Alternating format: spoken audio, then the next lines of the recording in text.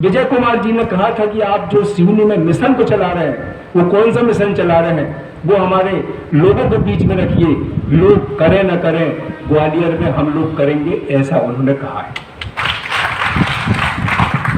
हम ओबीसी महासभा का 5वां स्थापना दिवस मना रहे हैं और मेरे साथ कई साथी मुझे दिख रहे हैं जो इन 5 सालों के पहले से इस मूवमेंट पर हैं। और हम ये नहीं कह सकते कि हमें कितने साल और मूवमेंट में रहना है, लेकिन हमें ऐसा लगता है कभी कभी कि हम बहुत जल्दी कर रहे हैं और बहुत जल्दी में रहते हैं। हमें ऐसा लगता है कि हज़ारों सालों की जो गुलामी है, जो हमारे ऊपर लादी गई है, वो हम एक झटके में उसको उतार देंगे। तो साथियों, यदि हम ऐसा सोचते हैं तो मुगालते में हैं। ये जो संघर्ष है, ये बहुत बड़ा संघर्ष है और कठिन संघर्ष है और ज़रूरी संघर्ष है। लेकिन जिस तरीके से हम कर रहे हैं, संभवतः शायद मैं गलत हूँ, जिस तरीके से हम लोग कर रहे हैं, ये तरीका शायद उस लक्ष्य को प्राप्त करने के लिए मुफीद नहीं है, सही नहीं है।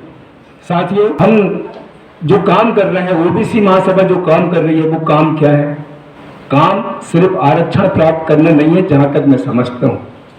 ओबीसी समाज को विकास के ट्रैक पर लाना, यह है उद्देश्य, यह है लक्ष्य कि हमारा समाज विकास के ट्रैक में आए और हो सकता है उसमें आरक्षण भी शामिल हो। ऐसा नहीं कि आरक्षण शामिल नहीं है, विकास के ट्रैक पर लाना हमारा उद्देश्य। और क्यों ऐसा हमारे विजय कुमार जी ने और हमारे उन साथियों ने जो स्थापना कर रहे थे, क्यों सोचा? क्योंकि देश जिस गति से और जिस दिशा में जाना चाहिए, उस दिशा में नहीं जा पा रहा है, क्योंकि उसका बहुत बड़ा वर्ग उसमें हिस्सेदारी से वंचित है। तो साथियों, हम जब वरिष्ठ लोगों से बात करते हैं, उनसे पूछते हैं ये कब होगा, ये विकास के ट्रैक पे हमारा समाज कब आएगा, कब हम लोगों को हिस्सेदारी मिलेगी, तो 2 बातें बताते हैं।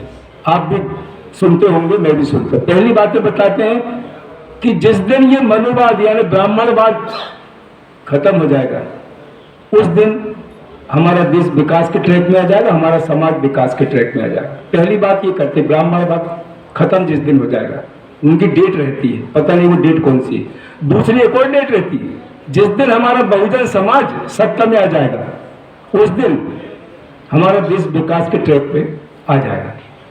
ये 2 बातें सुनने को मिलती है, इसकी कोई तारीख नहीं होती, लेकिन ये शर्तें हैं उनकी और गलत नहीं है।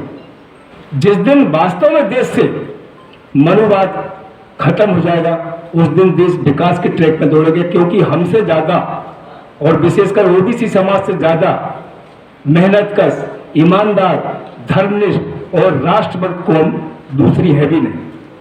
तो निश्चित रूप से आ जाएगा, लेकिन वो डेट कैसे आएगी, कब मनुवाद खत्म होगा? भगवान बुद्ध का जन्म हुए मेरे ख्याल से 2500 से ज्यादा साल हो चुके, और उनके प्रयास से, महात्मा कबीर के प्रयास से और महात्मा ज्योतिबा फुले के प्रयास से और डॉक्टर अंबेडकर बाबा साहब के प्रयास से मनुवाद खत्म नहीं हुआ है। तो निश्चित रूप से हमें इस पर विचार करना होगा, मनुवाद कैसे खत्म होगा। दूसरी बात, बहुजन समाज की सरकार की बात करें तो हम लोगों ने उत्तर प्रदेश में और बिहार में और अभी भी देश के कई राज्यों में बहुजन की सरकार देख रहे हैं। क्या वहां ओबीसी समाज विकास के ट्रैक में है? तो साथियों, ये डेट कब आ सकती है? और मैं आह्वान करने आया हूं, विजय कुमार जी ने कहा था कि आप जो सिवनी में मिशन को चला रहे हैं, वो कौन सा मिशन चला रहे हैं, वो हमारे लोगों के बीच में रखिए, लोग करें न करें, ग्वालियर में हम लोग करेंगे, ऐसा उन्होंने कहा है। तो साथियों, तकलीफ हमारे अंदर भी है, आपके अंदर भी है, और हमारे पैर में यदि कांटा है तो हम ही को निकालना पड़ेगा। हम किसी से उम्मीद नहीं कर सकते। हम क्या उम्मीद करते हैं? यहाँ जो लोग बैठे हैं, ये उम्मीद करते हैं, मंच पे बैठे हुए लोग जो है वो उम्मीद करते हैं कि सरकार करेगी इसको, ये उम्मीद करते हैं सरकार करेगी। और जो लोग यहाँ नहीं आए, बहन जी ने कहा था यहाँ AC में बिठा रहे हैं, उसके बाद भी नहीं आए, वो लोग जो है भगवान से उम्मीद करते हैं कि भगवान ठीक कर देगा। तो साथियों, मैं ये आह्वान करने आया हूं कि हमें भगवान और सरकार के भरोसे ज्यादा नहीं रहना चाहिए।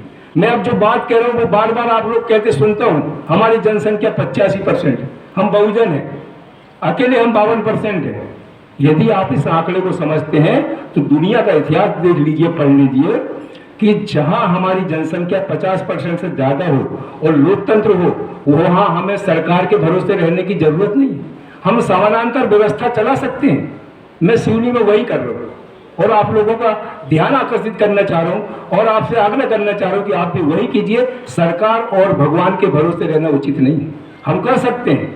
मैं ये आह्वान करने आया हूं कि हमें भगवान और सरकार के भरोसे ज्यादा नहीं रहना चाहिए। मैं अब जो बात कह रहा हूं वो बार बार आप लोग कहते सुनता हूं, हमारी जनसंख्या 85% है, हम बहुजन हैं, अकेले हम 52% है।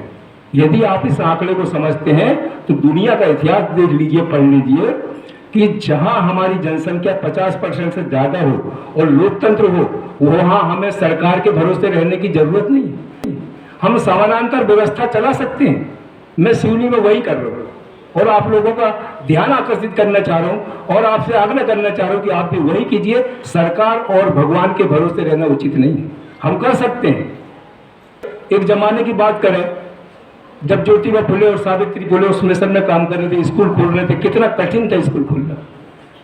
उन्होंने स्कूल खोले, जो भी संख्या रही होगी, लेकिन आज हम कहते सुनते हैं कि सरकारी स्कूलों में ऐसा हो रहा है, वैसा हो रहा है, ऐसा होना चाहिए, वैसा होना चाहिए। पर मैं पूछना चाहता हूं कि आप लोगों को स्कूल की स्थापना करने से रोका किसने है?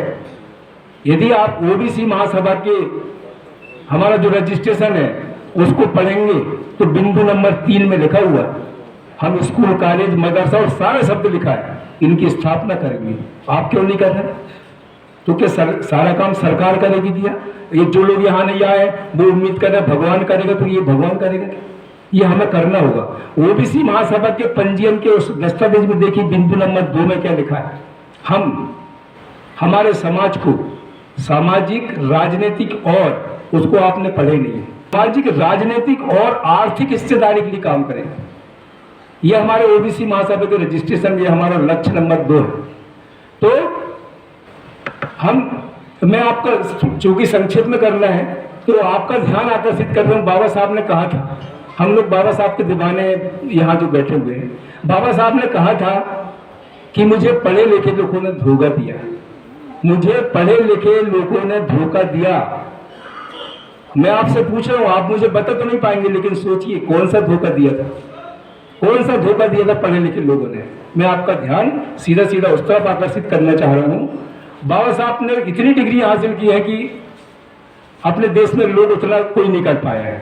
उसमें उनकी सबसे बड़ी डिग्री जो है वो गौर करेंगे अर्थशास्त्र में है। उन्होंने सारा रिसर्च और सारा कुछ उसी में किया है। और आपका ध्यान आकर्षित करूंगा कि सबसे पहले जो दस्तावेज उन्होंने लिखा वो अर्थशास्त्र में लिखा है। सबसे पहले दस्तावेज उनका है भारत का प्राचीन व्यापार। लेकिन उस समय जो जरूरत थी उसमें बाबा साहब लग गए और इस पहलू को उन्होंने छोड़ दिया हमारे लिए। उन्होंने हिस्ट्री ऑफ रूपी में लिखा है कि मैं इसका अगला संस्करण लिखूंगा, लेकिन पूरी जिंदगी भर दोबारा मैं उस संस्करण को नहीं लिख पाए। वो कौन सी चीजें थी? आप गूगल सर्च करके देखेंगे। 1936 में उन्होंने नांदेड़ में एक प्रसिद्ध भाषण दिया था। उस भाषण में कहा था, गौर करना, बस यही बात मैं आपके नॉलेज में लाने के लिए यहाँ आया हूँ। और अपने सिवनी में भी मैं हर मंच पर यही बात बताता हूँ लोगों को कि नांदेड़ की सभा में उन्होंने कहा था कि आपको 2 मोर्चों पर लड़ना है। पहला मोर्चा पूंजीवाद, जिसको आप लोगों ने और हम लोगों ने ध्यान ही नहीं दिया जिस पर। पहला मोर्चा है पूंजीवाद से लड़ना है और दूसरा मोर्चा ब्राह्मणवाद से। ये 2 मोर्चों पर लड़ने की बात उन्होंने कही थी।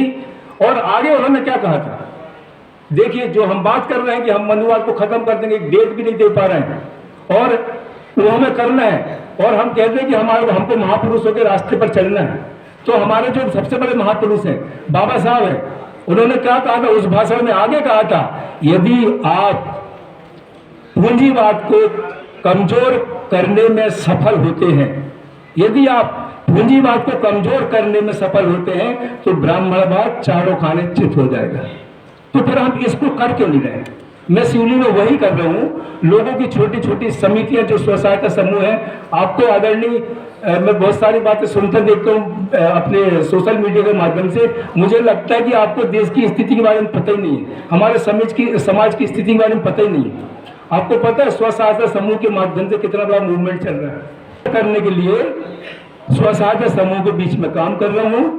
वो वहाँ पर जो अध्यक्ष होते हैं उनको वहाँ की समिति का अध्यक्ष बना देते हैं और उनके माध्यम से रोजी रोजगार से जोड़ करके उनको आर्थिक स्थिति मजबूत करने के लिए हम मंच दे रहे हैं, उनको सपोर्ट दे रहे हैं। बहुत सारी बातें थी, शायद किसी और मंच पर बोलने का मुझे मौका मिलेगा। यहाँ चूंकि समय नहीं है तो मैं ये बातें विस्तार से नहीं रख सकता, लेकिन आप लोग मैं निवेदन करूंगा कि यदि आप ओबीसी महासभा के 5वें स्थापना दिवस में चिंतन मनन करते हैं, अपने गांव जाते हैं, अपने क्षेत्र में जाते हैं, अपने मोहल्ले में जाते हैं, तो वहाँ स्व सहायता समूह को ढूंढिए। आदरणीय गांव का जिक्र कर दूं मैं, एक हमारे यहाँ कुर्मी समाज, हमारे मित्र भी आए हैं, कुर्मी समाज के गांव में गया था। वहाँ पूछा यहाँ स्व सहायता समूह कितने हैं? बोले भैया यहाँ स्व सहायता समूह नहीं, क्या करेंगे अपन बना के लेंगे। तो मैंने कहा दोस्त, हम स्व सहायता समूह में काम कर रहे हैं और उनको उद्योग क्षेत्र में आगे बढ़ा रहे हैं। एक दिन आएगा कि तुम जो है, तुम्हारे बच्चे उनके कारखानों में काम करेंगे।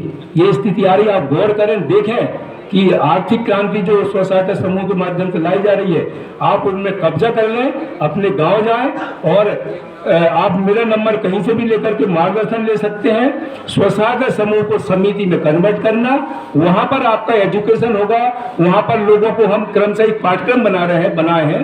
उस पाठ्यक्रम के माध्यम से धीरे धीरे उनको हम अपने से जोड़ने की कोशिश करेंगे।